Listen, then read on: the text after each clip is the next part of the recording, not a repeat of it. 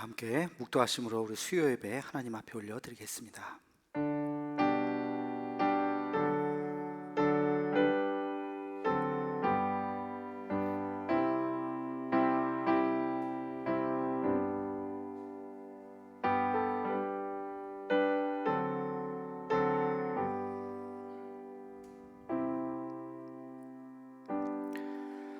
그날에 내가 다윗의 무너진 장막을 일으키고 그것들의 틈을 막으며 그 허물어진 것을 일으켜서 옛적과 같이 세우고 그들이 에돔의 남은 자와 내 이름으로 일컫는 만국을 기업으로 얻게 하리라.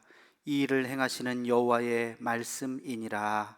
아멘. 거룩하신 하나님, 이제 코로나 사태도 어느 정도 진정이 되고 이제 생활 방역을 하는 그러한 시대로 다시 이렇게 접어들게 되었습니다. 우리 그동안 가정에서 예배 드렸던 우리의 마음을 이제 다시 새롭게 추스릴 수 있게 도와주시고, 또 가급적이면 다시 또 성전에 나와서 함께 같이 예배하며 예전과 같이 우리 온 교우들 또 얼굴도 보고 우리가 그동안 흩어졌던 우리의 마음들이 다시 모아지는 그러한 은혜가 있게 하여 주시옵소서. 5월이 되었습니다. 이 한 달 동안 다시 모이기에 힘쓸 수 있도록 하나님께서 은혜를 더하여 주시고, 우리 대도의 모든 가족들 그동안 우리 지쳤던 마음들 또 말씀을 통해서 예배를 통해서 새 힘을 얻을 수 있도록 인도하여 주시옵소서. 매주 모일 때마다 또 수요 예배 또 모일 때마다 우리 더 많은 우리 성도들 함께 같이 모일 수 있게 도와주시며, 그러나 또 방역 지침을 또 잘 지켜서 우리 함께 같이 이 어려운 시기 서로 의지하고 이겨낼 수 있도록 은혜를 더하여 주시옵소서. 예배 모든 시종을 주님께 의탁하옵고 예수님의 이름으로 기도하옵나이다. 아멘. 찬송가 450장 찬양하시겠습니다.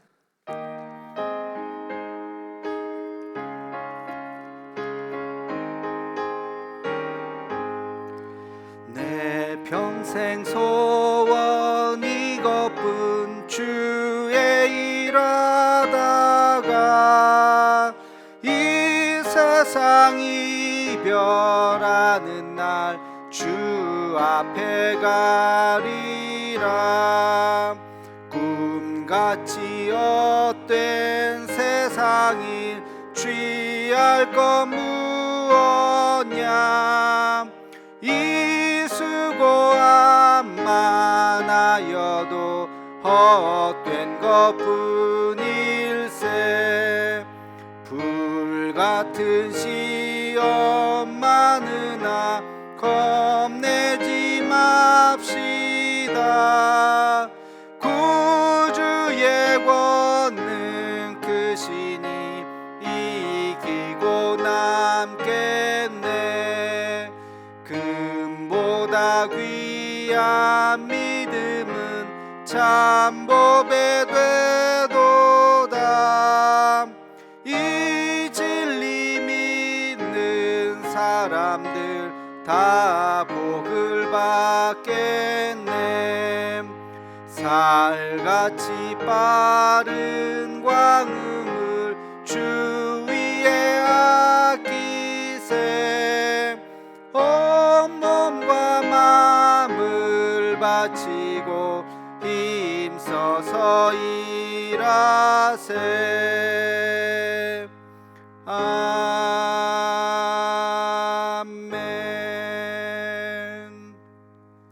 함께 공동 기도문으로 함께 같이 기도하겠습니다. 여호와 라파 치료의 하나님, 이 시간 전 세계로 퍼진 코로나 바이러스를 잠재워 주옵시고 어려움을 당한 환자들과 그들을 치료하는 의료진들에게 은혜를 더하여 주옵소서. 이 일로 인해서 더욱 주를 의지하는 우리가 되게 하옵시고, 우리의 신앙을 돌아보아 주 앞에 더 겸손해지고 더 낮아지는 마음을 주옵시며, 인간의 욕망과 교만함을 회개하고 주를 바라보는 우리가 되게 하옵소서. 이 나라를 긍휼히 여기사 더 이상 바이러스가 확산되지 않고 속히 치료제가 개발되게 하옵소서. 이 일을 지휘하는 각 나라의 지도자들에게 요셉과 같은 지혜를 허락하사 더 이상 전 세계로 확대되지 않고 진정되는 은혜가 있게 하옵소서. 이 일로 인해서 근심과 염려와 아픔을 당한 가정을 기억하옵시고 하늘의 위로로 함께 하옵소서. 예수님의 이름으로 기도하옵나이다. 아멘. 교회 소식을 전하도록 하겠습니다. 특별한 추가된 소식은 없고요. 지난 주일날 말씀드린 대로 이번 주 다음 주까지, 이번 주면은 5월 10일이죠. 5월 주일 5월 10일, 그 다음 주면 5월 17일까지는 똑같이 8시, 9시 반, 11시 1, 2, 3부가 그렇게 똑같이 드린다는 거. 그리고 식사를 하고 오후 예배 시작하는 날짜가 며칠이라고 그랬어요? 24일. 24일부터는 예배 시간도 다시 환원이 됩니다. 예배 시간도 환원이 되고, 그때부터는 3부 예배 전에 찬양팀도 좀 쓸 거고요. 성가대는 17일부터 쓸 겁니다. 17일부터 100%다 나오지는 못하겠죠.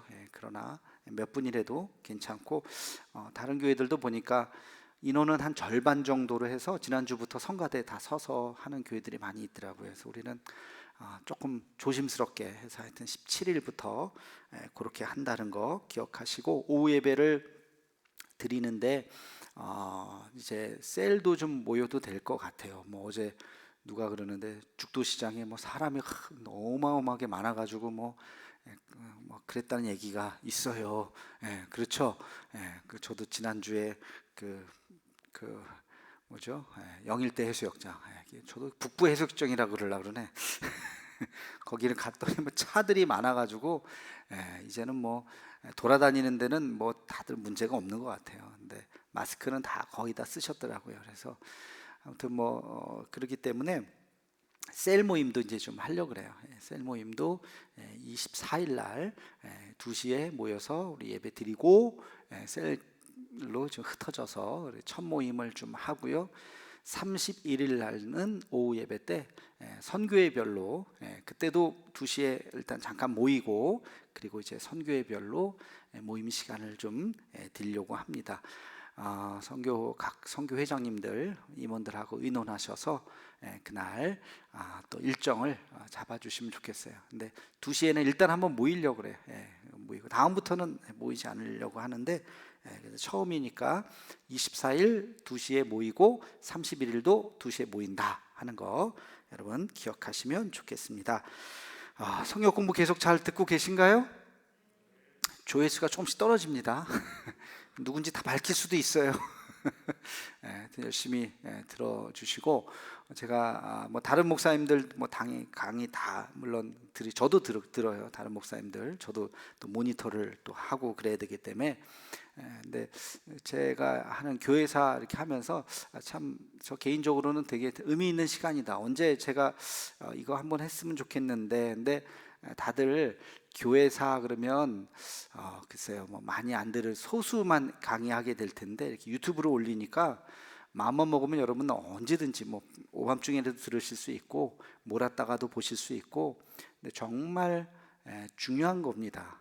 정말 중요한 강의라고 생각해요. 성경 못지않게 지나온 2000년 동안에 우리 기독교가 어떻게 여기까지 왔는지를 아는 것은 굉장히 중요합니다. 그래서 여러분들 꼭 강의를 좀 들으시고, 아직 책이 좀 몇 권 남아 있어요. 그래서 책하고 꼭 같이 보셔야 돼요. 이거 제가 그냥 강의만 들어도 알 수는 있지만 책의 내용을 같이 보셔야 완벽하게 이해가 되니까 꼭 보시고, 지난 4강이죠. 어저께 올렸던 거에도 들으셨죠? 그래서 앞에 되게 중요한 얘기를 했습니다. 우리 교회사에서 아주 중요한 그런 내용들을 이제 앞으로도 계속 얘기할 텐데, 홍보차 제가 말씀을 드렸습니다.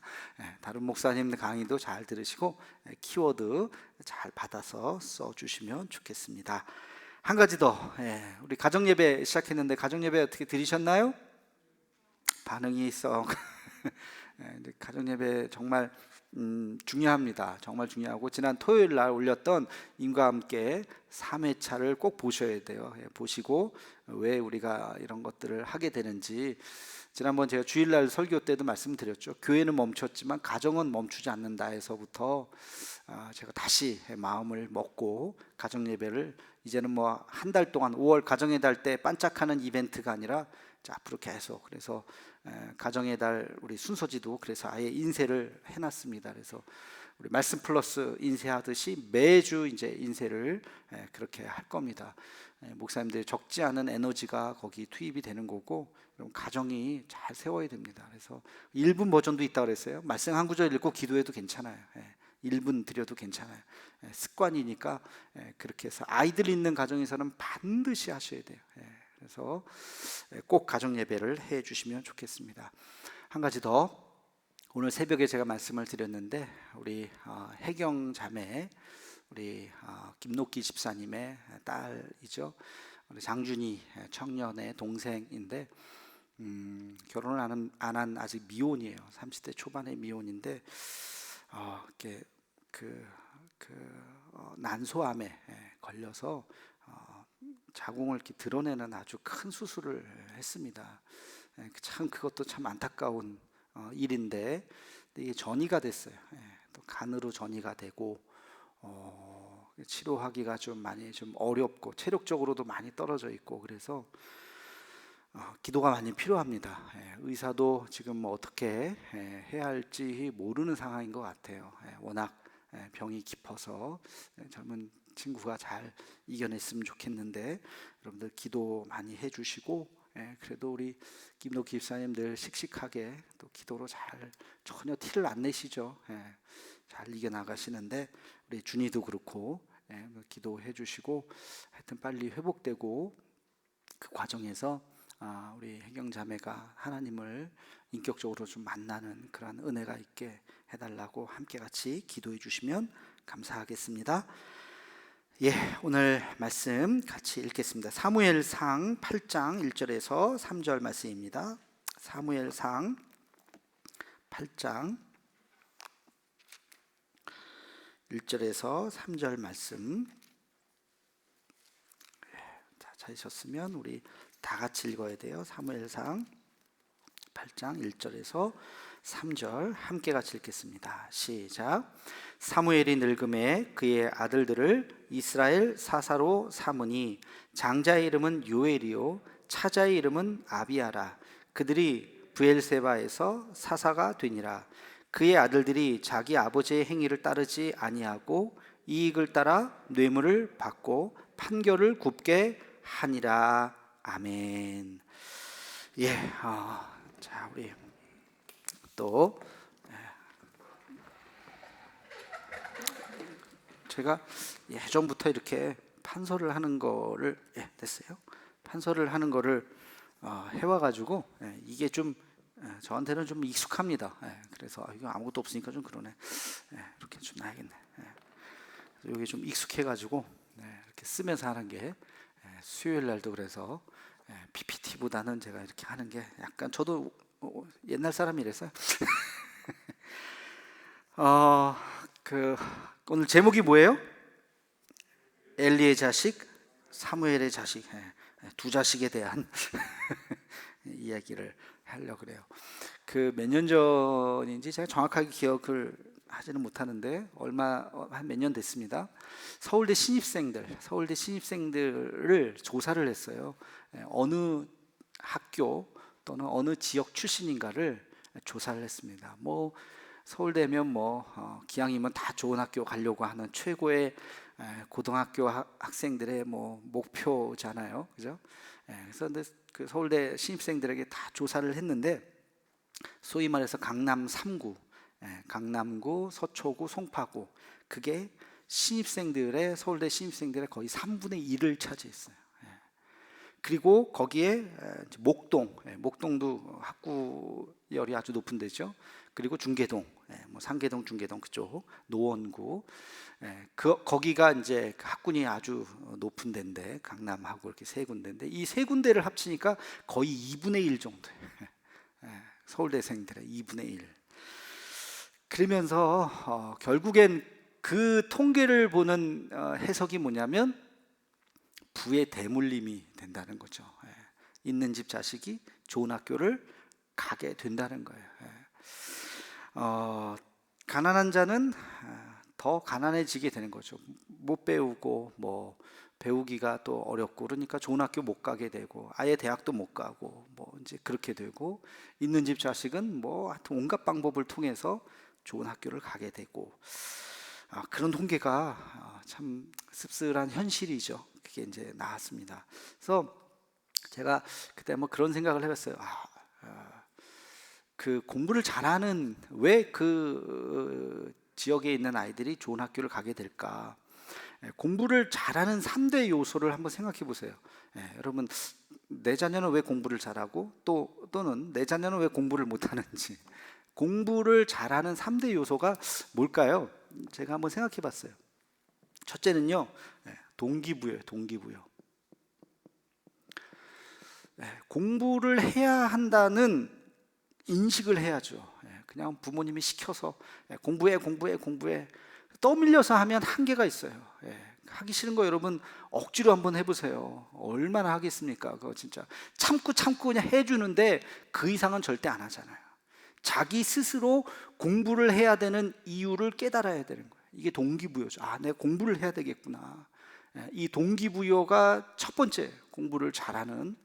두 번째는 뭐가 있을까요? 두 번째는 환경이에요. 환경. 동기부여는 받았어요. 공부를 열심히 해야지. 근데 참고서 살 돈도 없고 뭐 집에 책상도 하나 없다. 그러면 그게 공부하기가 쉽겠어요? 어렵죠. 공부하려고 하는데 애들이 막 방이 단칸방이라서 막 시끄럽게 동생들이 막 떠들고 그리고 부모님은 가서 심부름 시키고 막 환경이 안 받쳐주면 어린아이들이 그 동기부여가 아무리 돼도 꺾인다는 거죠. 그러니까 환경이 되게 중요해요. 공부를 잘 할 수 있는, 아무 걱정 없이 공부를 할 수 있는 그러한 환경이 되게 중요한 거죠. 내가 대학을 가는데 우리 부모님이 대학 학비를 못 내줄 것 같다, 이런 걱정이 되면 공부를 막 하다가도 내가 대학에 들어가는 게 맞나? 차라리 그냥 고등학교 졸업하고 돈 버는 게 낫지 않나? 그런 생각을 할 수 있다는 거죠. 그러니까 그런 여러 가지 환경이 되게 중요하죠.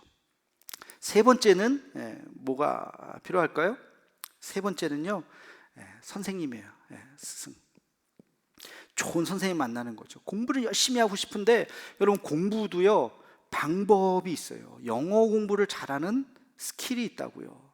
수학을 잘 푸는 스킬이 있다고요. 그거 미련하게 막 한다고 물론 어느 선까지는 되지만 그 이상 넘어가기 위해서는 좋은 선생님을 만나서 지도를 받아야 되는 거예요.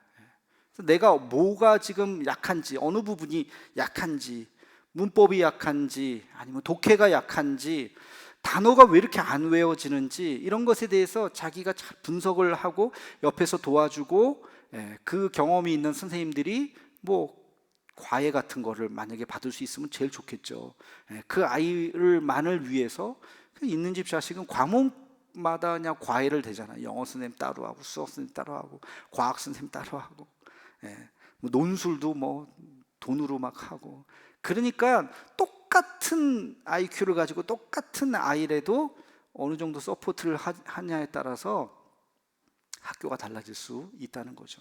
좋은 선생님을 만나는 것, 이게 되게 중요하겠구나. 그런 면에서 소위 말해서 강남에 있는 잘 사는 집안에서는 이게 다 갖춰주는 거죠. 어릴 때부터 동기부여를 시키고, 그리고 환경이 뭐 완벽한 환경을 다 갖추어지고, 옛날에 스카이 캐슬이라고 하는 드라마 여러분 보셨죠? 그런 완벽한 그런 분위기를 만들어주고, 뭐 선생님도 막 되고, 뭐 그러니까 그 아이가 서울대를 떨어지는 게 이상한 거죠.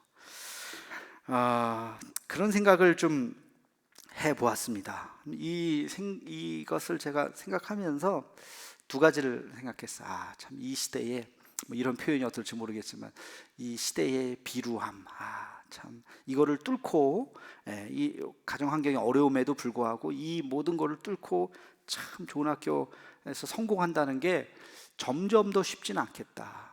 그래서 개천에서 용나는 것이 어렵다는 말이 그래서 나오는 거죠. 물론 있습니다. 그런 친구들 분명히 있고요. 지금도 있고, 또 그런 결론적으로 얘기하겠지만 그런 친구를 또 우리가 만드는 것이 우리의 해야 할 역할이기도 하죠.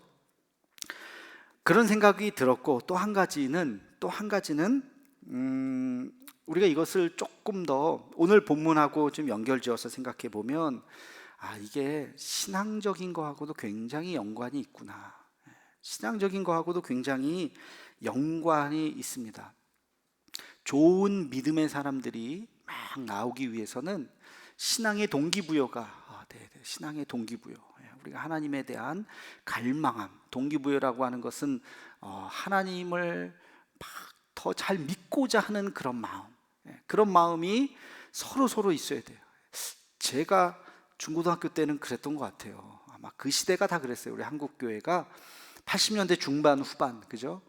뭐 70년대부터 시작해서 80년대 중반 후반, 우리 청소년부, 그때는 중고등부 이렇게 얘기했는데, 중고등부 수련회 가서 무슨 유명한 강사가 온 것도 아니에요. 그냥 우리 교회 전도사님이 집회한 거예요.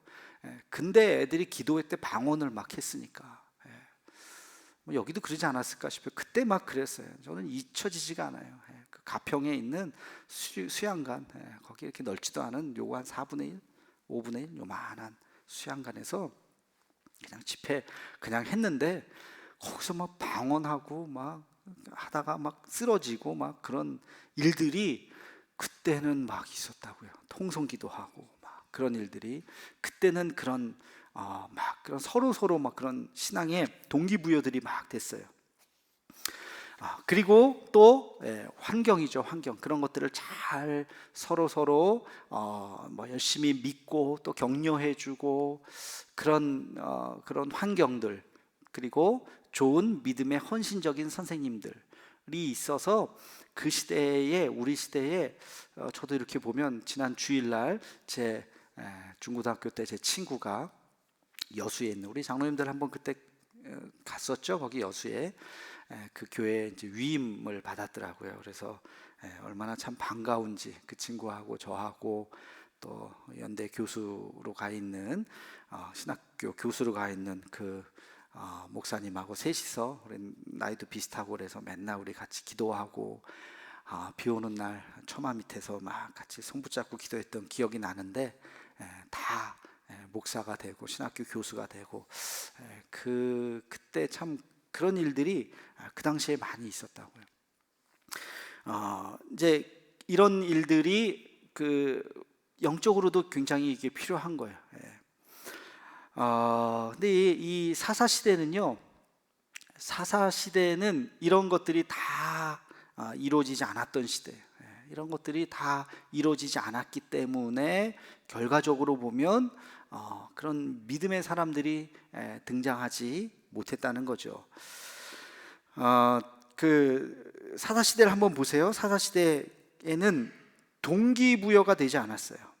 동기부여, 세상에 탐닉하는 신앙의 갈망함, 하나님에 대한 갈망함을 따르는 그런 영성의 시대가 아니라 세상에 빠지는 시대였다는 거죠. 세상에 빠지는 시대. 여러분, 삼손까지도 어땠어요? 삼손까지도 세상에 향락에 빠져 있는 사람이잖아요. 그러니까 사사라고 하는 사람조차도 신앙적으로는 올바로 서지 못했던 시대. 또 우리가 지난번에 살펴봤죠. 사사기 맨 마지막에 보면 레위인의 첩 사건이 나오잖아요. 그 레위인이 첩질하고 뭐 하여튼 참, 뭐 다시 말하지 않겠습니다. 그런 일들이 막 벌어지는, 하나님에 대해서 눈꼽만큼도 경외심이 없는 그런 시대. 그리고 환경적으로도 그렇습니다. 예배 제사드리고 정말 그것을 경건하게 생각하고 경건한 종교 지도자들, 제사장들이 있고 선지자들이 있고 그런 시대가 아니었다는 것이에요. 하나님에 대한 말씀에 대한 연구도 없었고 그런 시대가 바로 그 사사시대. 좋은 스승도 없었죠. 스승도 없었던 그런 시대가 되어버리니까 이 세 가지가 갖춰지지 못했기 때문에 공부를 잘 하지 못했던 것처럼 신앙적으로 훌륭한 사람들이 나오지가 못했다는 거예요. 지난번에 얘기했듯이 사무엘은 사사시대에서 왕정시대로 넘어가는 중간에 있다 그랬어요. 그죠? 여기 이제 사무엘이 있다 그랬습니다. 근데 사무엘 전에 이제 오늘 제가 지난번에 이야기 나오는 제사장 중에 엘리 제사장이 나옵니다. 그죠? 이 엘리 제사장, 사실은 이제 엘리 제사장부터 우리가 좀 시작을 해야 돼요. 이 엘리 제사장의 두 아들이 있어요. 두 아들이 어땠어요? 경건한 아들이었습니까? 불량자였습니까? 불량자죠. 불량자였습니다. 이 엘리의 두 아들들이 아주 불량자였어요. 사실은 이 엘리도 문제가 있었던 사람이죠. 엘리 제사장에 대해서는 뭐 이렇게 많이 얘기가 나오지 않았지만 제가 그 말씀을 이렇게 묵상하다 보면 어떤 생각이 드냐면 굉장히 기능적이라는 생각이 들어요. 기능적이다. 그 당시에 제사장이 필요하고 제사장으로서의 그 기능을 그냥 충실하게 했던 사람이에요. 그 이상도 그 이하도 아니에요. 그게 엘리의 모습입니다. 여러분, 기능이라고 하는 것은 배워서 할 거죠. 어떤 기능과 인격과는 관계가 있어요, 없어요? 관계가 없어요. 컴퓨터를 잘 다루는 사람이 인격적으로 훌륭한가요? 그거랑 관계가 있어요, 없어요? 없어요. 인격적으로 훌륭할 수도 있고 아닐 수도 있고, 컴퓨터 잘 하다가 이상한 해커로 빠지든지 뭐 이상한 못된 짓을 할 수도 있고 그래요. 이번에 N번방 사건 있는 그 친구도 컴퓨터를 얼마나 잘 다루는지 몰라요, 그죠? 근데 그런 못된 짓을 하는 거죠. 그러니까 기능적으로 잘하는 거하고 인격하고는 아무 관계가 없다고요. 유능한 건축업자가 실력이 있는 건축업자가 인격적으로 무조건 훌륭합니까? 아니죠. 관계 없는 거예요. 이 제사장 일도 마찬가지였어요. 원래는 제사장이면 기능적으로도 잘할 뿐만, 제사도 잘 인도해야 될 뿐만 아니라 하나님의 일을 하는 거잖아요. 그러니까 인격적으로도 훌륭하고 또 신앙적으로도 존경받아야 되잖아요. 그죠? 근데 엘리 제사장은 그렇지 않았다는 거죠. 한평생 제사장으로서의 업무는 충실하게 했을지 몰라요. 그러나 인격과 신앙은 전혀 별개였다는 것입니다. 이게 불행한 시대라는 거예요. 그 시대의 산물이 바로 엘리 제사장이에요. 그 시대가 그런 제사장이 없었던 것도 아니에요. 있었어요. 그러나 아무런 영향력을 주지 못했던 시대예요.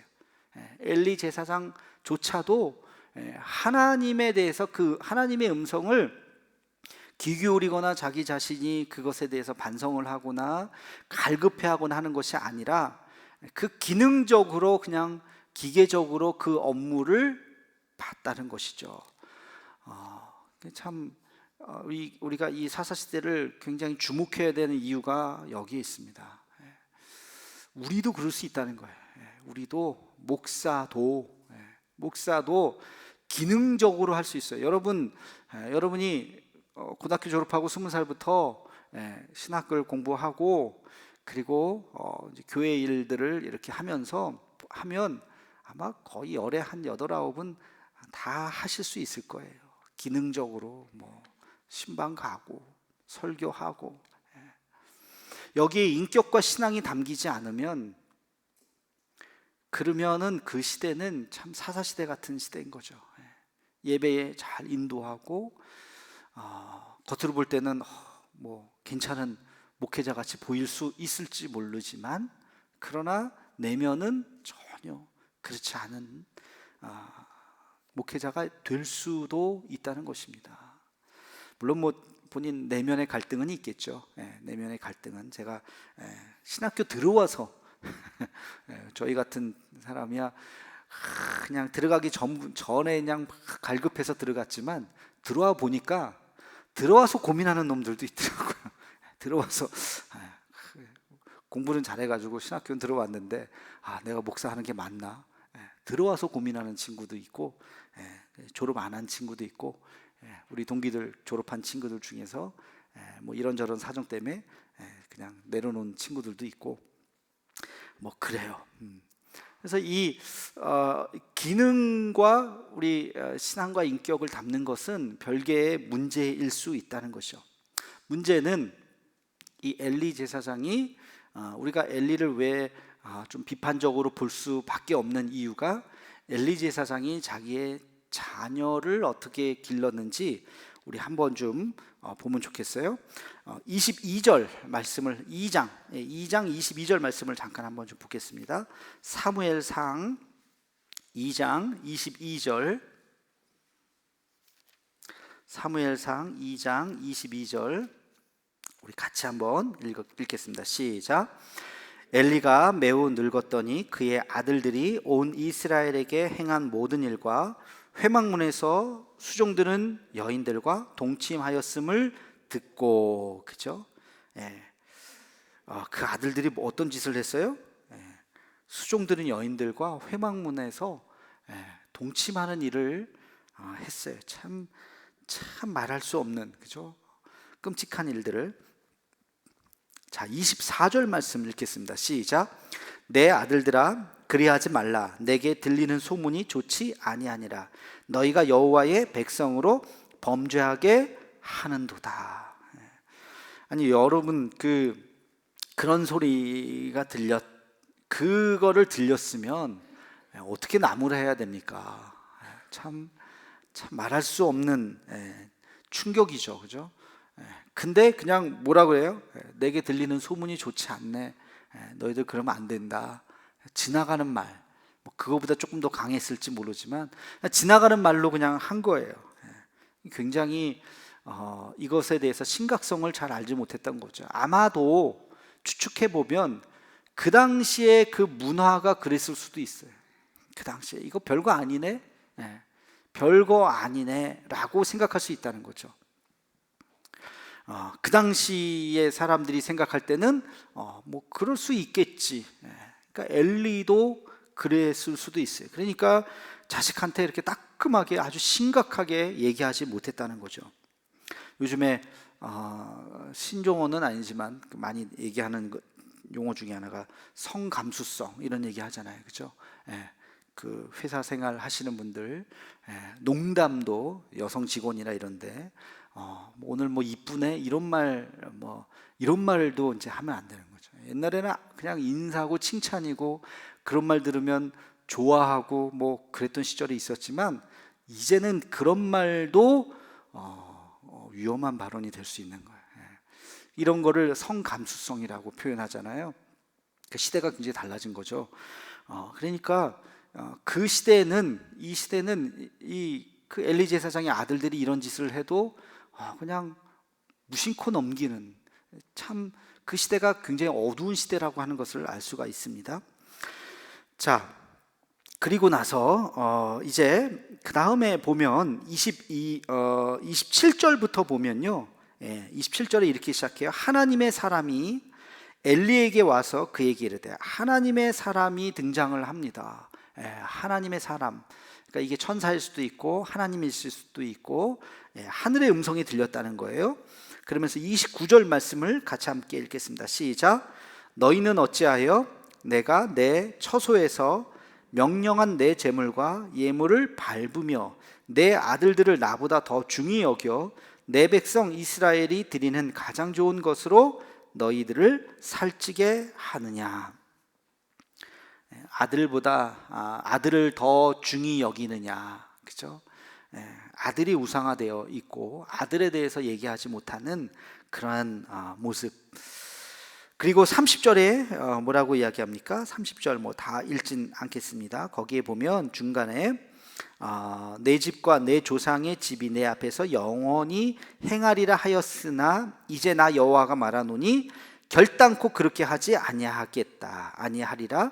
나를 존중히 여기는 자를 내가 존중히 여기고 나를 멸시하는 자를 내가 경멸하리라. 내가 너와 너의 자손들에게 영원히 복을 주겠다고 얘기했지만 돌이키겠다는 거예요.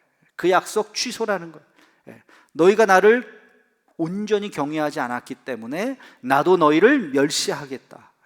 하나님의 약속의 취소. 지금 그러니까 굉장히 이 집에 이제 하나님의 심판이 임하실 것이라는 것을 지금 이야기하고 있죠. 자, 보세요. 엘리 자신도 분별력이 없어요. 제사장의 직도 그냥 물려받아서 기능적으로 할 뿐이에요. 어떤 성령의 감동이나 하나님에 대한 경외심이나 이런 것들이 나타나지가 않아요. 성경 어디를 봐도.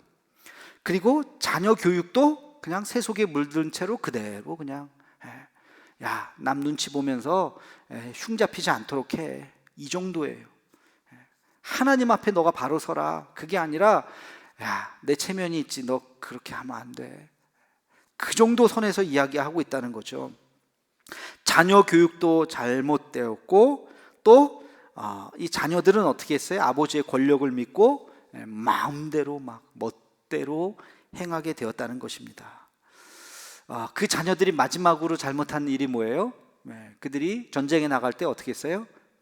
법궤를 들고 나갔죠. 왜 법궤를 들고 나갔어요? 전쟁에서 계속 지니까 이거 우리가 전쟁에서 이겨야 되는데 어떻게 할 수 방법이 없나? 법궤, 이거 하나님의 법궤니까 이거 가지고 나가면 이기지 않을까? 여러분, 그런 심정이 무슨 심정이에요? 그거 미신이죠. 미신.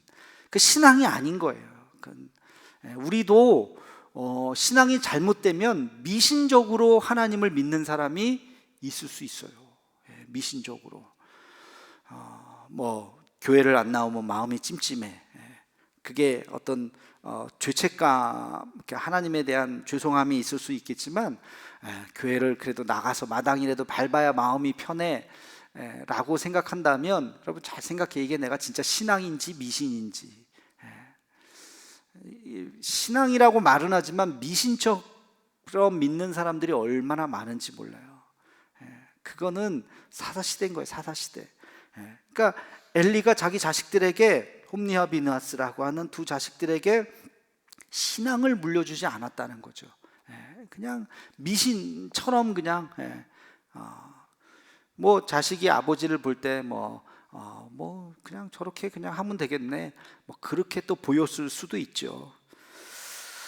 나중에 제가 좀 시간 되면 얘기하겠지만 제임스 파울러라고 하는 굉장히 중요한 기독교 교육 학자로 분류가 되는 사람이 있는데 신앙 발달 단계를 이렇게 0단계부터 6단계까지 총 7단계를 만들었어요.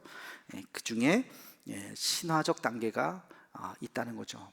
신화적 문자적 단계, 이게 2단계인데 신화적 문자적 단계에 많은 사람들이 이 제임스 파울러의 이론에 의하면 70%의 사람들이 성인과 관계없이, 나이와 관계없이 여기에 머물러 있다고 이야기합니다.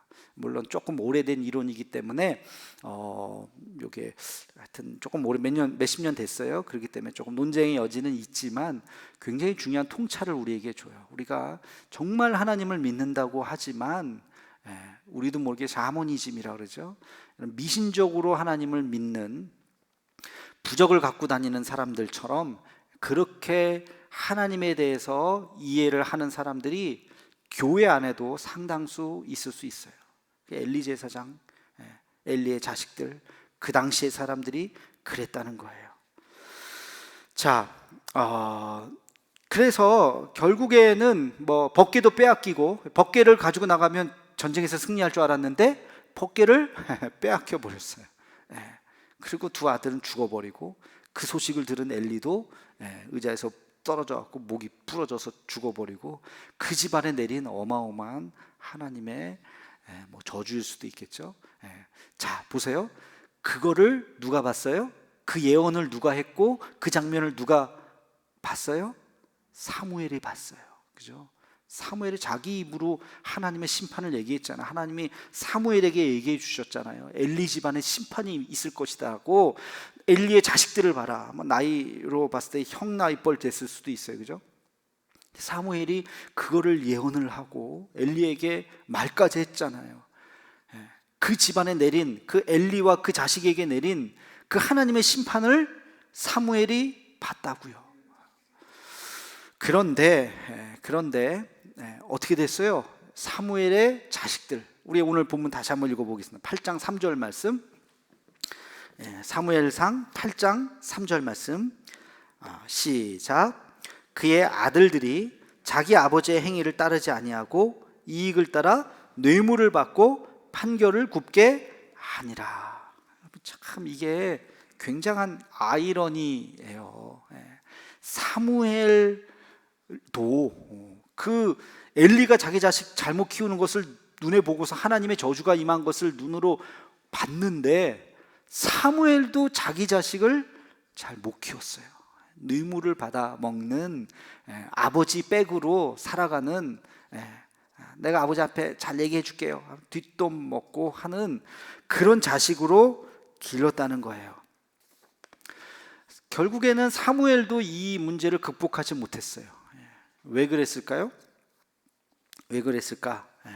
저는 그게 사무엘의 개인의 문제라기보다도, 개인이 자기 자식을 잘못 양육한 것도 물론 있겠죠. 그 개인의 잘못보다도 아까 얘기했지만 그 시대가 만들어낸 구조적인 산물인 것입니다. 이게 되게 중요해요. 우리가 무엇을 이야기할 때 개인과 구조, 공동체죠. 를 우리가 잘, 이 관계를 잘 봐야 돼요. 어떤 사람이 어떤 문제를 일으켰을 때 이 사람이 개인의 문제냐, 구조의 문제냐, 공동체의 문제냐. 제가 지난주 설교에서도 계속 얘기했던 것이 기독교 생태계라는 표현을 얘기했어요, 그죠? 기독교 생태계. 제가 월상 예배 때, 월상 예배 맞나? 하도 설교를 매일 해가지고 언제 얘기했는지도 잘 기억이 안 나는데, 하여튼 월삭으로 기억하는데, 어떤 교회가 인분을 먹여가지고 난리가 났다, 그런 얘기 한번 했었죠? 생각나시죠? 근데 지금 어저께 뉴스에 나왔죠? 어저께 9시 뉴스에 나왔어요. SBS인가에, MBC인지 SBS인지 하여튼 거기에 나왔고, 포털 사이트에 지금 그런데, 저도 똑같은 목사로서 제가 참 이해한다고 말할 수는 없고, 그러니까 리더 훈련을 강하게 시켜야 된다는 것까지는 저도 동의해요. 리더들이 강해야지, 우리 구역장들이 강해야지. 슬렁슬렁 하면 되겠습니까? 그죠? 강하게 훈련시키고 전도도 열심히 해야 되고, 복음 전하고 암송도 좀 하고, 예배 때 빠지면 안 되고, 예배 철저히 하게 드리고, 그걸 원하죠. 어느 목사가 그걸 원하지 않는 목사가 어디 있겠어요. 저도 원하지, 그렇게 하기를.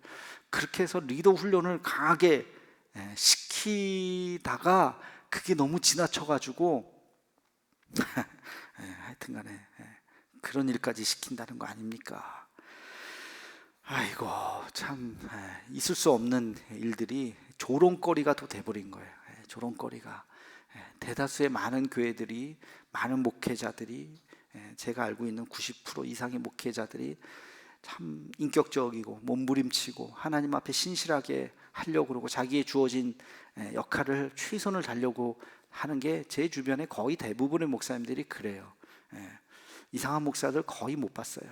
근데 그런 그분도 처음부터 그러진 않았을 거라고 생각하는데, 아무튼 이런 일들이 세상에 참 안타깝게 또 욕을 먹게 되는 상황이 벌어진 거예요. 이 기독교 생태계. 그래서 우리가 저도 그걸 다시 한번 잘 생각하면서, 이거를 그냥 그 한 교회 개인의 문제가 아니라 이걸 조금 더 우리가 구조의 문제로 한번 생각해 보자. 한국 교회가 어디서부터 이게 잘못됐을까?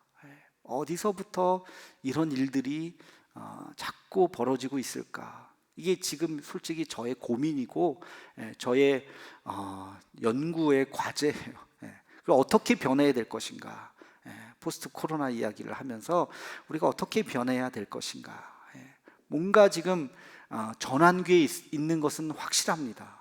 기독교가 앞으로 10년 후로 가면요 정말 달라질 거예요. 우리 신앙생활하는 양태가 달라질 겁니다. 분명히 어떻게 달라져야 될 것인가.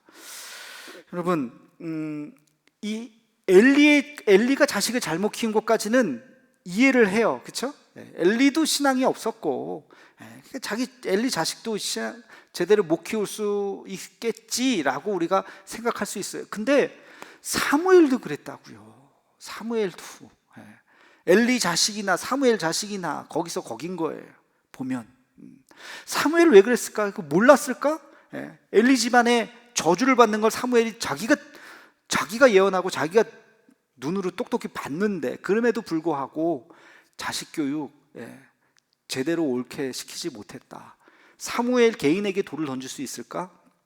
개인의 문제일 수도 있겠지만 아까 제가 이야기한 대로 제가 처음 얘기를 했어요. 공부 잘하는 거 그 아이의 개인의 IQ의 문제가 아니라고요. 더 이상 그 아이가 똑똑하게 태어났느냐 멍청하게 태어났느냐의 문제가 아니라고요.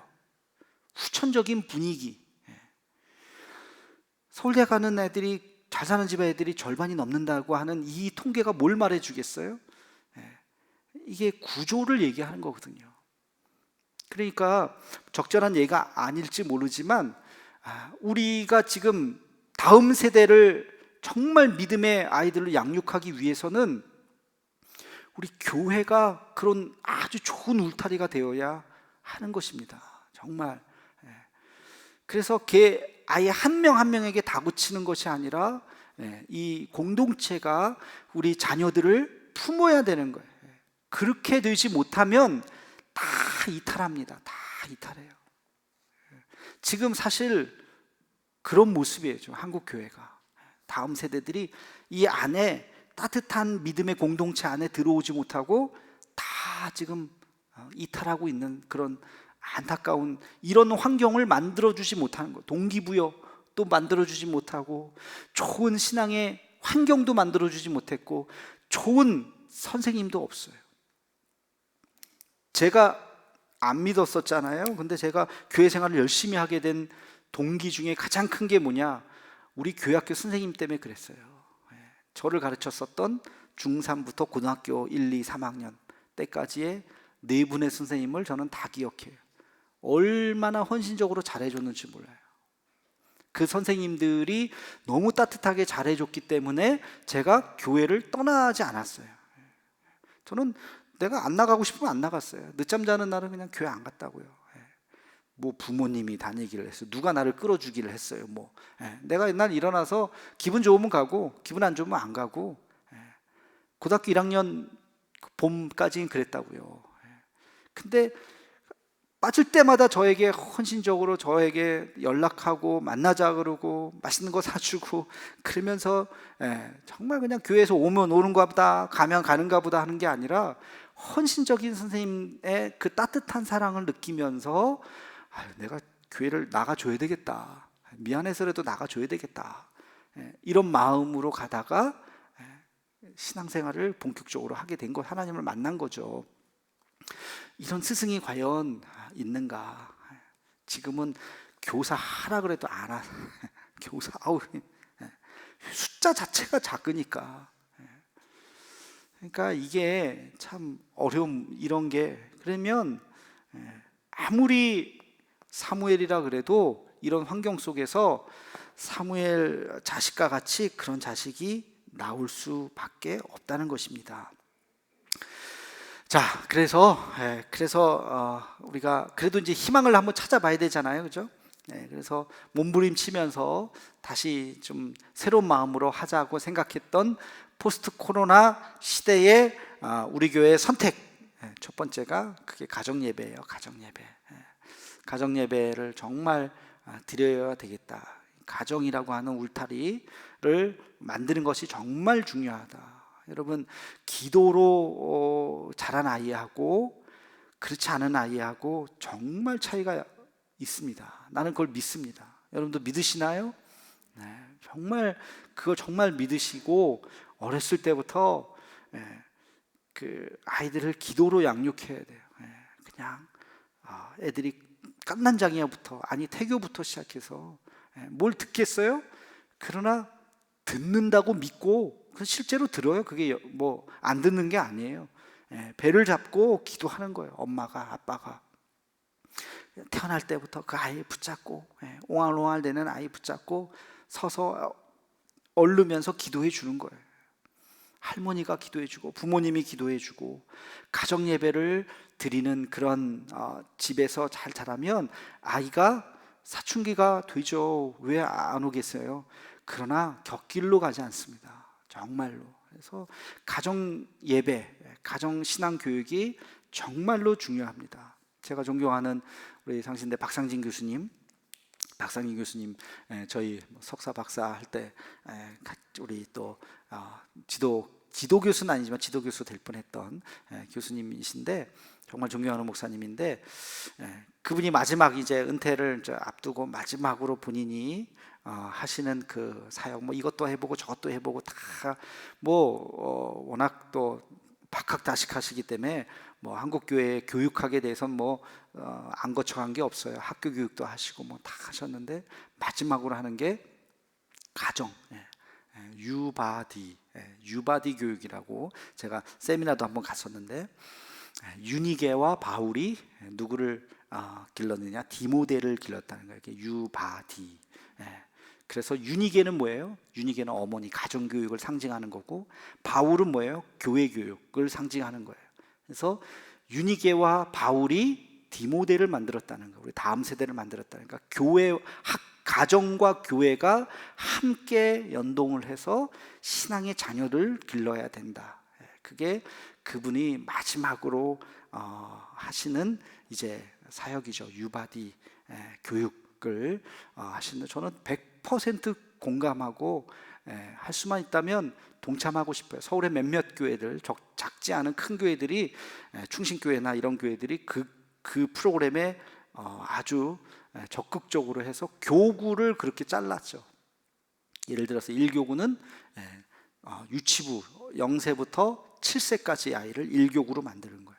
2교구는 8세부터 초등학교 1학년부터 초등학교 6학년까지 자녀를 둔 가정을 2교구로 만드는. 3교구는 중등부 고등부 아이를 둔 가정, 큰 아이를 기준으로 해서 첫째 아이를 기준으로 해서 그렇게 3교구를 만들고 4교구는 그 이상 청년 이상 되는 자녀가 청년이면 부모님 나이가 한 50대 좀 넘죠. 그 정도 되는 그렇게 해서 교구를 그냥 지역으로 이렇게 이 동네 저 동네로 나누는 게 아니라 자녀의 나이로 잘라버리는 거예요. 그래서 그렇게 되면 뭐가 좋냐? 교회학교 프로그램과 교구가 같이 돌아가는 거죠. 그래서 하여튼간에 이제 그게 작은 교회가 아니라 큰 교회, 충신교회가 한 5천 명 모이는 교회거든요. 그 큰 교회가 지금 그렇게 몇 년 전부터 완전히 교구를 엎어버렸어요. 그래서 그거에 대한 성공 사례, 뭐 성공이라기 뭘까 하여튼 뭐 그런 것들을 지금 사례 발표를 하면서 그 박상기 교수님이 계속 지금 한국 교회에 퍼뜨리고 있는데 그 프로그램을 우리가 따라 하느냐 안 하느냐가 중요한 게 아니라 가정이 신앙의 중심이 돼야 된다고 하는 이 절박함은 우리가 받아들여야 돼요. 정말로. 그래서 저도 가정 예배를 해야 되겠다는 생각을 하면서 지난주부터 그렇게 말씀을 좀 드렸고 앞으로도 좀 더 강력하게 좀 드라이브를 좀 걸어야 되겠는데 어떻게 해야 될지 고민하고 있습니다. 그냥 하세요 하고 말면 뭐 하겠어요? 근데 진짜 하여튼간에 할 수 있도록 정말 중요한 거고 이런 분위기를 만들어 줄 때 공부 잘하는 애들이 나오는 거예요. 이건 어쩔 수 없는 현실이라고요. 우리 다음 세대 아이들 그리고 또 한 가지가 이제 6월 달에 할 건데 우리 연구원 제가 한번 얘기했죠. 우리 다음 세대, 우리 온 세대 교육 목회 연구원이라고 하는 것을 만들어 가지고 이 연구원을 통해서 다음 세대 아이들을 정말 엘리트 교육을 좀 시키면 좋겠다. 물론 다 하지만 그 중에서도 특별한 아이들을 좀 길렀으면 좋겠다. 요즘 같을 때 그냥 제 혼자 머릿속에 생각에 한 10명 정도 아이들을 탁 선발해가지고 노트북 하나씩 다 사주고, 그러면 와, 부모님들도 와 그럴 거고, 지금 뭐 그런 게 없어가지고 지금 교육받기 어렵잖아요. 그리고 교회에 와서, 교회에서는 와이파이 빵빵 터지니까 교회에서 다 교육받고, 그렇게 할 수 있도록, 그 다음에 독서 교육 시키고, 신앙 훈련 시키고, 그렇게 해서 지금 초등학교 아이들 한 3학년부터 시작해서 얘네들을 한 10년 우리가 잘 키운다고 생각하면 공부도 잘하고 신앙도 훌륭하고, 교회에서도 봉사도 하고 악기도 잘 다루고, 그래서 찬양팀 하는데 반주부터 시작해가지고 드럼 다, 고등학생 되면 그런 거 할 수 있거든요. 그런 거 봉사하고, 그런 시대를 만들면 어떨까? 걔네들한테 투자를 아끼지 말고, 고등학교 학비 다 내주고, 교회에서 뭐 고등학교 학비 뭐 얼마 하겠습니까? 걔네들한테 투자해서 정말 엘리트 교육을 시킬 수 있다고 하면 서로 선의의 경쟁을 할 수도 있고, 그러면 참 어떨까 하는 그냥 막연한 생각을, 어떻게 될지는 모르겠어요. 그러나 그렇게 해서 이런 분위기를, 동기부여를 만들고, 그리고 그런 환경을 만들어주고, 그리고 좋은 선생님들 옆에서 정말 본받을 만한, 모델이 될 만한 선생님들을, 또 우리 권사님들, 집사님들이 옆에 있으면 그 안에서 그 아이들이 훌륭하게 자란다고요. 그런 것을 한번 또 꿈꿔봅니다. 그래서 우리가 할 수 있는, 우리 교회에서 우리가 할 수 있는 사례를 우리가 한번 만들어 보고, 이런 시기를 타개해 나가는 거죠. 그래서 이 사무엘이 마지막에 뭐 어떻게 됐냐? 사무엘 바톤이 어디로 갔어요? 왕정 시대 누구로? 다윗으로, 그렇죠? 그래서 이 다윗은, 다윗이라고 하는 걸출한 믿음의 사람이 나온 거예요. 그래서 다윗 시대를 끌고 갔고, 이 다윗과 또 솔로몬의 그런 전성기 시대를 만들 수 있었고, 다윗은 다윗 주변에 함께 같이 신앙생활을 했었던 그런 또 많은 사람들이 그 당시에 만들어지게 된 거죠. 그래서 한 세대를 통해서 우리도 다윗과 같은 사람을 이 시대에 만들어서 한번 해보면, 뭐 우리가 대안학교를 뭐 만들 수 있는 교회 사이즈는 아닌데, 뭐 그런 학교를 뭐 굳이 만들지 않더라도 우리 교회에 있는 아이들 중에서 우리가 그렇게 신앙교육을 정말로 잘 시키고, 걔네가 뭐가 필요한지 필요한 것들을 잘 서포트 해주고, 그런 모습으로 함께 좀 만들어가면 우리 한국 교회에, 아니 뭐 우리 교회의 다음 세대들의 어떤 큰 뭔가 좀 대안이 되지 않을까 하는 생각도 같이 합니다. 오늘 엘리의 자식들, 그리고 이 사무엘의 자식들을 보면서 그 시대의 아픔, 그 시대의 아픔이 오늘 우리 시대의 아픔이 되지 않기를 우리 함께 같이 기도하기를 간절히 소망합니다. 우리 같이 잠깐 찬양하고 같이 기도하겠습니다. 원하고 바라고 기도합니다.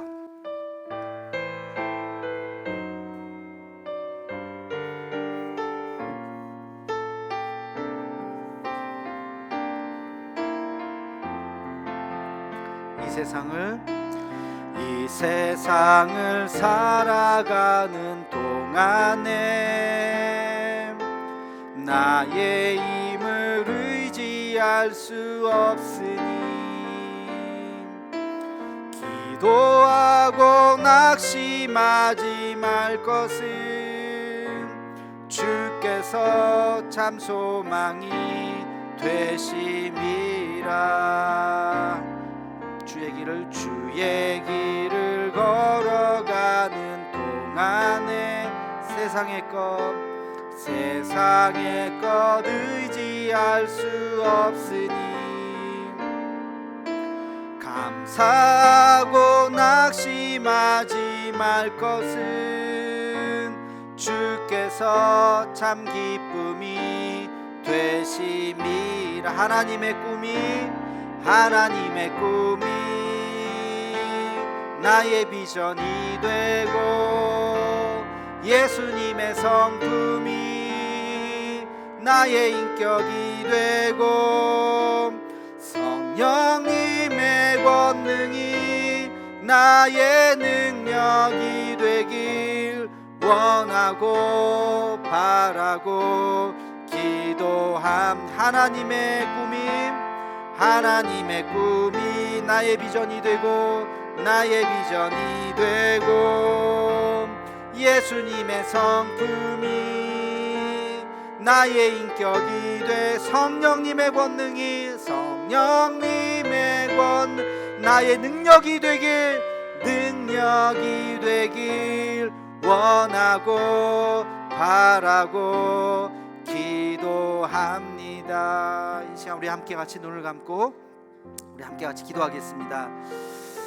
하나님, 이 어려운 시대에 우리 기독교의 아름다운 신앙의 그 모습을 만들어갈 수 있도록 하나님께서 함께 해주시기를, 다음 세대들 정말 소망을 품을 수 있는 우리 신앙의 믿음의 다음 세대들이 만들어질 수 있기에 해달라고, 또 우리 교회가 가정예배를 이제 시작했는데 우리 대도의 모든 가족들이 다 가정예배 드리는 그런 날이 꼭 올 수 있게 해달라고, 그리고 우리 온세대 교육목회 연구원이 정말 잘 발족이 되어서 우리 교회가 다음 세대를 세우고 또 한국교회를 세우고 또 포스트 코로나 시대를 선도해 나갈 수 있는 그런 교회가 될 수 있게 해달라고, 우리 교회를 위해서, 다음 세대를 위해서 우리 한 목소리로 같이 기도하겠습니다.